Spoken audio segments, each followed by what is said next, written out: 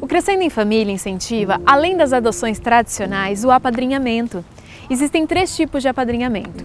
O primeiro deles é o afetivo, em que o objetivo é proporcionar uma nova realidade para crianças e adolescentes que foram vítimas de violência ou negligência e que se encontram no serviço de acolhimento.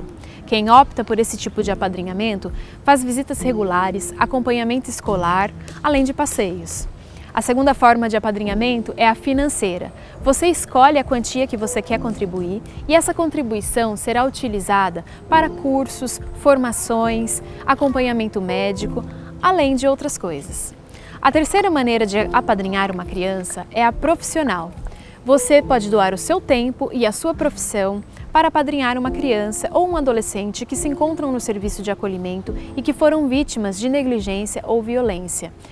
O leque de profissões é muito amplo. Médicos, dentistas, fonoaudiólogos, psicólogos, pedagogos, todos juntos podem proporcionar uma nova forma de inclusão para essas crianças e adolescentes. O apadrinhamento afetivo é um programa que existe aqui em Ribeirão Preto, coordenado pela ONG Crescendo em Família, em parceria com a instituição de acolhimento e com os técnicos do Tribunal de Justiça. Que busca promover a convivência familiar e comunitária de crianças que estão em acolhimento institucional com pessoas da comunidade. Então ele cria um vínculo entre essas crianças e pessoas que estão dispostas, disponham de tempo, tenham disponibilidade para participar da vida delas. As crianças que podem participar do apadrinhamento são crianças a partir dos 9 anos de idade. As crianças que estão no serviço de acolhimento são crianças que sofreram algum tipo de negligências. Normalmente as crianças e adolescentes que fazem parte do projeto, eles não têm perspectiva de serem adotados ou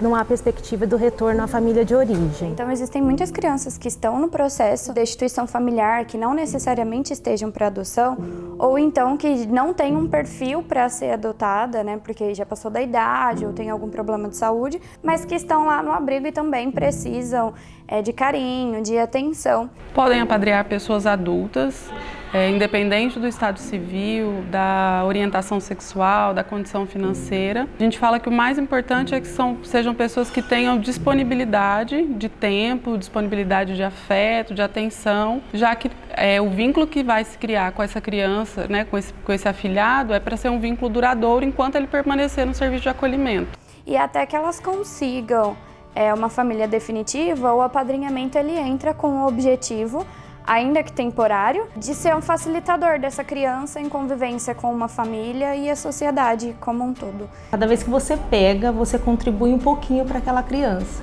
Então, assim, o apadrinhamento, ele é uma forma muito efetiva de você mudar o olhar da criança em relação à construção familiar, em relação à vivência social. Então, os padrinhos e madrinhas não têm a necessidade, não precisam ficar preocupados com o financeiro, né, de oferecer algo, de dar presentes ou proporcionar viagens. O importante é proporcionar a vivência familiar. É a vivência do dia a dia, do cotidiano familiar. Essa contribuição já é uma maneira de modificar um pouquinho a história dessa criança. Durante o apadrinhamento é traçado um perfil de criança para cada padrinho, de acordo com a sua idade. E eu era uma madrinha muito nova na época. E quando eu fiz 21 anos, eu comecei a pesquisar um pouco mais e descobri que tinha aqui em Ribeirão, através de uma ONG, Crescendo em Família. Desde então eu fui na ONG, fiz a primeira entrevista, dei andamento ao processo. Fiz a capacitação, todos os 6 encontros, e aí veio a minha primeira afilhada. A capacitação ela foi bem bacana, tudo que a gente tinha de dúvida foi retirado, nos apresentou o projeto, como ele funcionava, o porquê apadrinhar. É um atendimento psicossocial, né? Então a assistente social e a psicóloga, desde aquele momento, elas já avaliam o perfil da pessoa. E aí, passada essa entrevista, você é convidado para 6 encontros. Cada encontro é trabalhado um tema. E quando eu conheci o curso, eu me apaixonei e resolvi fazer o apadrinhamento. Eu tenho plena certeza hoje que não dê para ser padrinho sem a capacitação e sem o acompanhamento técnico, que é muito importante. A criança e o adolescente, quando tem a possibilidade de ir para a casa de um padrinho, né, ou conviver com ele em outros espaços, ela vivencia N fatores, né, tanto culturais quanto a possibilidade de uma individualização, de um vínculo. Eu acredito que o apadrinhamento afetivo traga muitos benefícios para as crianças em termos afetivos, né, porque a possibilidade de se vincular a alguém, de fazer parte daquela família. Na realidade, quando você faz o apadrinhamento e inicia o processo com a criança, você recebe muito mais, você passa a refletir muito mais sobre as suas ações do dia a dia, sobre as suas ações sociais, o que você pode contribuir para os seres, né? E percebe que o mundo é muito além do nosso próprio umbigo. Então, como ser humano, eu acho que depois do apadrinhamento, eu me tornei uma pessoa bem menos egoísta. Muitas vezes as pessoas temem o apadrinhamento ou alguma outra forma de convivência com as crianças acolhidas, achando que não é definitivo, eu não vou levá-la para sempre para minha casa, é só final de semana, como se isso fosse um prejuízo, e não é. É muito bom você saber que mesmo que foi tipo um flash, né, foi um raio, como eu falo, a gente contribuiu alguma coisa. Então toda vez que eu entrego eles pela última vez, eu entrego uma criança completamente diferente da criança que eu peguei. E tudo isso se dá pelo carinho, pelo amor e pelo afeto individual que eles têm. Ela aprendeu alguma coisa naquele dia.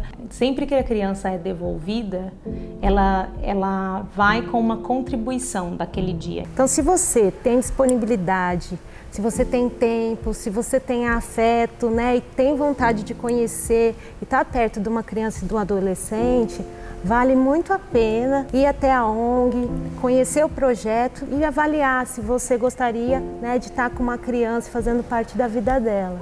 A pessoa que tem o interesse em apadrinhar, ela deve procurar o Crescendo em Família. E lá eles vão ser preparados, vão participar de uma seleção. O Crescendo em Família é quem prepara e seleciona, existe todo um trabalho anterior a esse padrinho se encontrar, né, com um afilhado. Então essa equipe ela precisa estar preparada, capacitada também para essa preparação dos padrinhos, dos interessados. O programa de apadrinhamento afetivo e outros programas na área da infância e juventude, né, tem essa questão muito séria que é a falta de recursos, né, embora esteja previsto por lei. A gente sente sim necessidade. Por exemplo, o Crescendo em Família teve já ótimas equipes, mas as pessoas acabaram, depois de um tempo, desistindo, né, de trabalhar na ONG, porque elas não conseguiam ter o seu rendimento mensal garantido. E isso causa muita descontinuidade. Então, o projeto que está tomando força, tomando corpo, eles estão criando cursos, tem uma boa relação com a clientela, ele é interrompido e aí quem é contratado começa do zero tudo de novo. Então, acho que essa equipe precisa, para ela estar preparada, ela também precisa de investimento, e eu acho que esse é um dos dificultadores.